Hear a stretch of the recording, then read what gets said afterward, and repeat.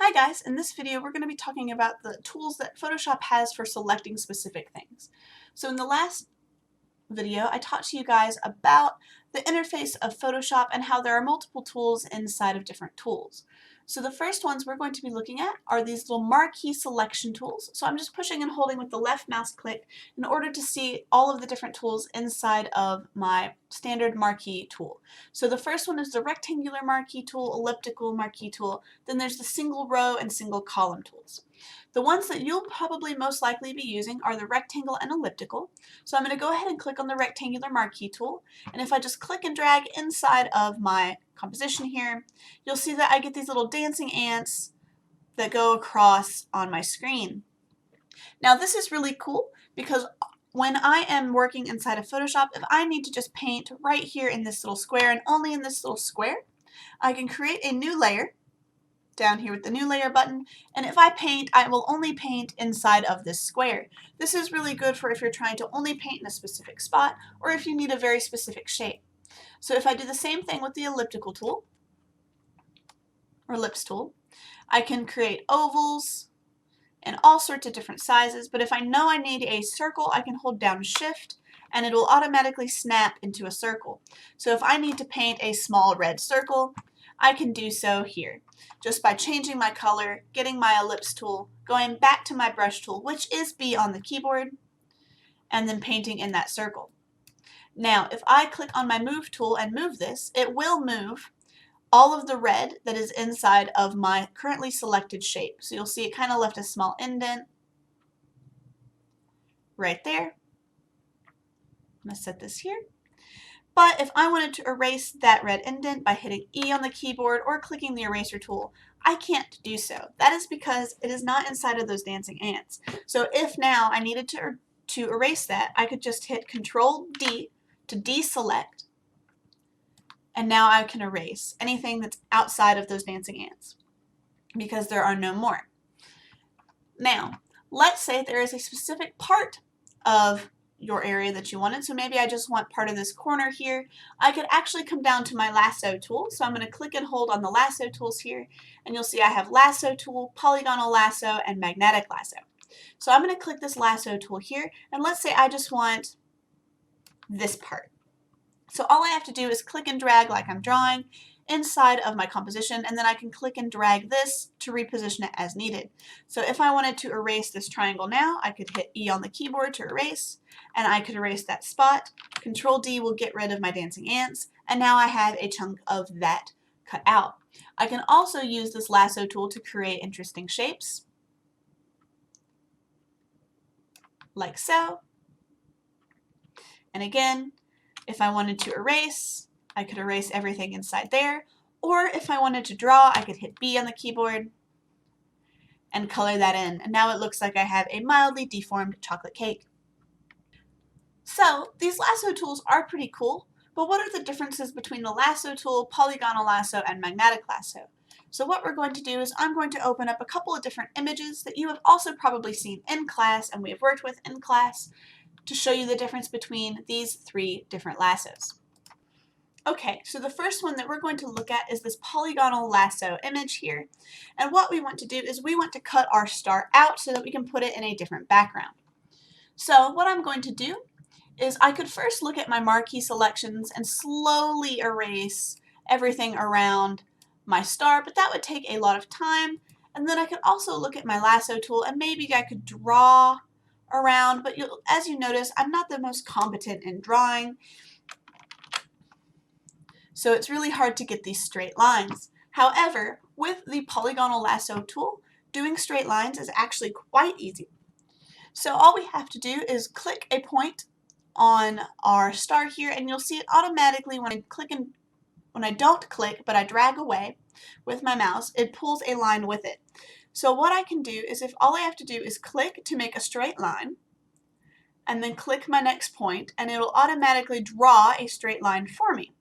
So now all I have to do is make a couple of small clicks inside of here to get my straight line so that I can slowly outline my shape.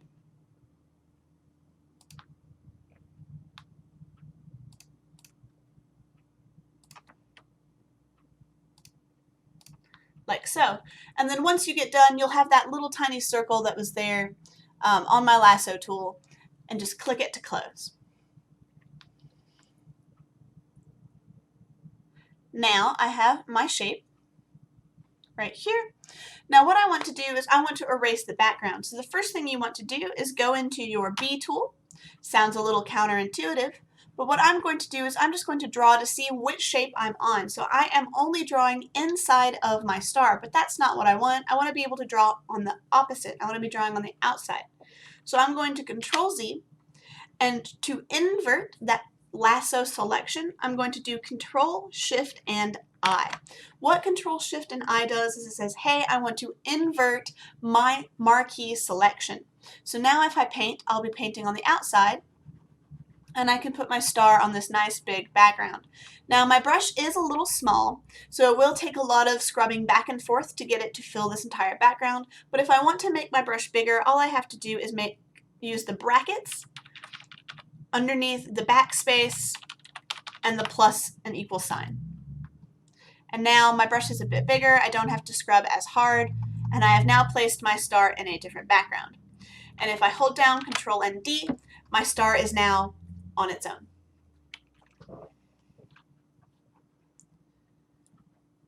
So thinking about that, the difference between the polygonal and the magnetic lasso is the magnetic lasso works a little bit differently. So I'm going to come over here to this frame lasso image that we looked at in class, and I'm just going to zoom in a little bit. And what the magnetic lasso does is it says, hey, I'm going to look at the colors around where you've clicked, and I'm going to differentiate between each pixel color to create a line for your lasso. So currently you want to make sure you're doing this with high contrasting spots. So the white background versus this gold is a very high contrast. So I'm going to click right here in this tiny little bit here, and I just want to slightly hover without clicking over the edge of this part of the frame, because I just want to cut out this one corner section over here in the top right of my frame. Now, the only difference between the magnetic lasso tool and the polygonal lasso tool is it's trying to do the calculations on its own. It doesn't do sharp corners very well, but if you just click on all your sharp corners, you'll notice that it automatically changes for you. Now, if you notice it's starting to become a little loose, just give it another click. It'll start changing things a little bit better. But as you can see, I'm already getting a lot further in this one than I was on my polygonal lasso, and this would have taken a very long time if trying to do it manually with the lasso tool as well as with the polygonal tool. So now that I have the top part of my mask, or the top part of my frame here cut out, I can go straight through the center here, and you see it kind of wobbles a little bit. That's okay because we can change that later. And I'm just going to slowly bring this across so that I can cut out this part of my frame, like so.